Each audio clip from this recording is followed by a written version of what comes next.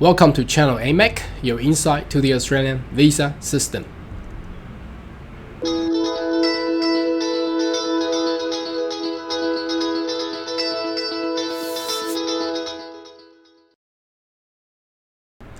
Good day everyone, my name is Carl Yang, your online YouTube visa consultant.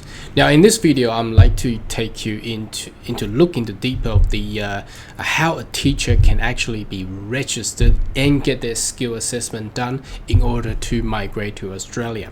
It's actually very important. As a skill migrants, you are required to actually get through a skill assessment. So if you cannot get through skill assessments, you will not be able to meet the validity of how you're going to lodge a visa or even be invited by the Department of Immigration. So it's actually very important whether or not you're considering to actually go to and head to Australia for a study of education qualification, or maybe you already got your qualification overseas and how you can actually be assessed and to become a standardized qualified Australian recognized teachers in order to migrate. So let's take a look at the skill assessment websites. Now this website is under the name of AITSL.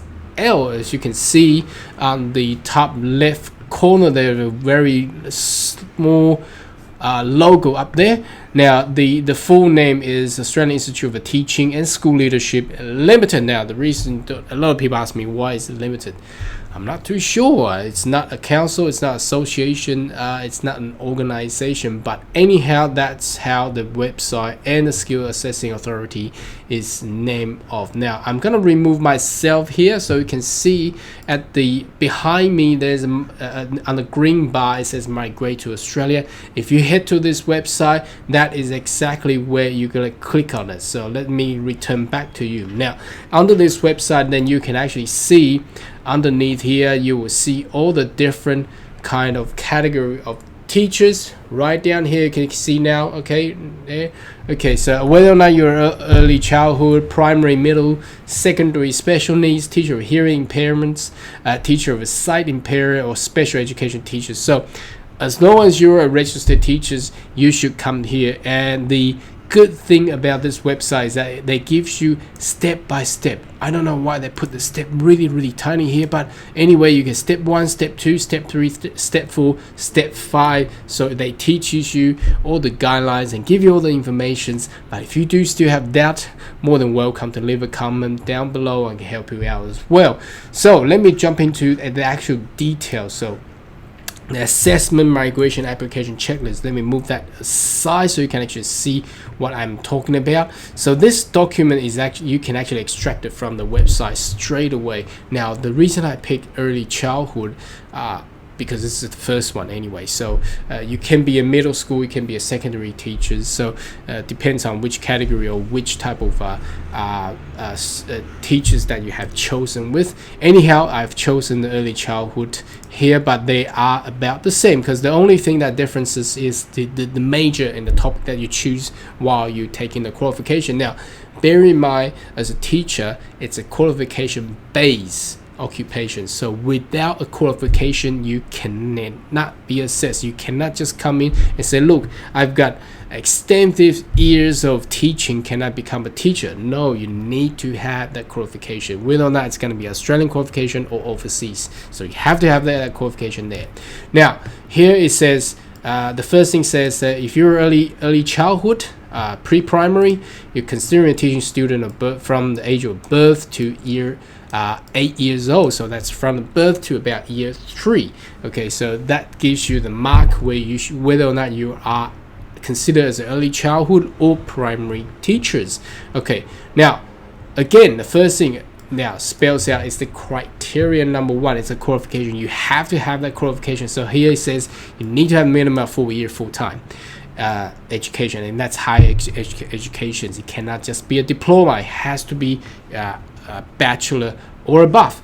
Okay, now and you need to have at least 1 year full-time at the level and considering that major as early childhood. That means once you get into education qualifications, you can pick your majors. You have to have 1 year of focusing on studying early childhood, okay? And you need to complete at least 45 days of supervised teaching practice of the student of a range between the age of birth and 8 years. So that's very, very important. Now, once you get that done, as you read through what is required down here, now I'm going to take you to the guideline later, but English proficiency. Now, if you're from UK, US, New Zealand, Australia, or Republic of Ireland, Canada, as long as you have to study full year, full time, then you're considered meeting that English requirement. But if you're not, you're required to take an English test of IELTS. Now, you need to at least get a score of at least 7 for reading and writing and 8 for speaking and listening. Failing to do so, you will fail the skill assessment. So you need to get either of this. Preferably, a lot of people have taken option 2, or if you consider to come and study in Australia, you will meet that option 1 anyhow, because you have to study 4 years. If you check out the bachelor qualification in the teaching, it's always 4 years anyhow. Now, the guideline is very important here because it spells out every single stuff here. So let me anyway, if you don't want to know the costs, here we go. The skill assessment $845. Employment is $228, and you can find an agent if you prefer, or get a lawyers, or you may contact me as well. I can help you out too. Now, the accepted format is it has to be color and not too big, so some people send in the file 100 megabytes. That will help, and it has to be in these type of predominantly all the scanners, all you taking using your iPhone to take photos nowadays are all in these kind of formats. So let's jump into detail now. First thing, you need to have a passport, of course, color scan, and that's a sample there.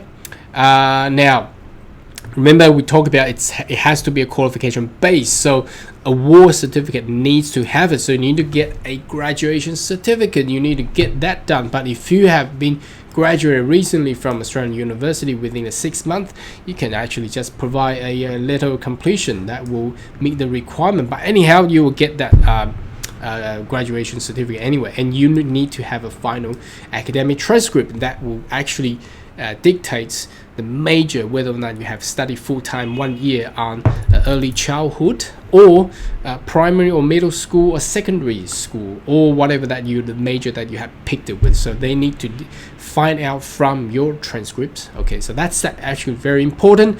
Some university do provide electronic qualifications. I still prefer a paper-based scan color copies. I think that's a better way. I'm not too sure how they could actually qualify that's a equals PDF. They must have some sort of mechanism, but I haven't seen anything like that recently.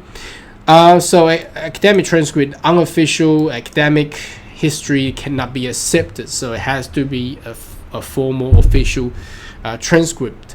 And the supervised teaching practice statement. Now that's important. I want to take some time reading through this. Now, every teacher has to go through some sort of internship, what they call is ITE, Initial Teachers Education Program. Okay, that's a supervised teaching. So a university should generally place you into a school, no matter whatever the major that you're in, and you got to go through that for 45 days. So remember, we can go through that previously, and that has to be submitted in a format down here. It has to have an official university letterhead, and not just signed by your whatever the supervisor there. It has to be signed and dated by the university representative. Generally, it's gonna be your professor or the dean of that department.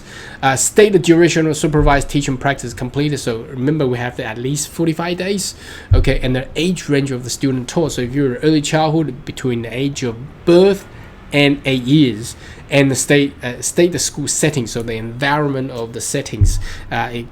You cannot just go to a private teaching facilities with 40 students and things like, it has to be set out here and meeting all that requirements. Okay, so these types cannot be accepted. Now generally a lot of people come in say, look, I've got registration of teachers from particular states. Now that's basically, they cannot accept that. They have to have that detail as what we have just gone through. You have to have all these details. That's the main thing. Okay, so the translation required if the documentation is not in English, and if you're coming from People's Republic of China, you need to get these additional stuff with the notarized certified booklets. If you do not know what it is, contact me. I can show you, I can email you some samples there. Advanced standing or PhD, now that's a bit detailed there, but I haven't seen many, but if you do have this kind of category of experiences, more than welcome to contact me for more detail. Now all the other down here will be basically spelling out how the process, refund, time frame. Time frame is very important. It takes about 10 weeks, so make sure that you do it before your visa expires. If you're onshore, if you're offshore, that's fine. And basically that, then you get an outcome. You will get an outcome, and the outcome will actually, once the outcome coming out is positive, congratulations, you're meeting the requirement. The next thing is possibly just put in an expression of interest and wait for the invitation to become Australian residents. Anyway, that's for our video today. It's very short, but if you do have any other question, more than welcome to leave a comment down below. I will respond in a timely manner. And finally, should you consider to subscribe to our channel, so once we have more video and more updates, you'll be the first one getting it. And I shall see you in my next video.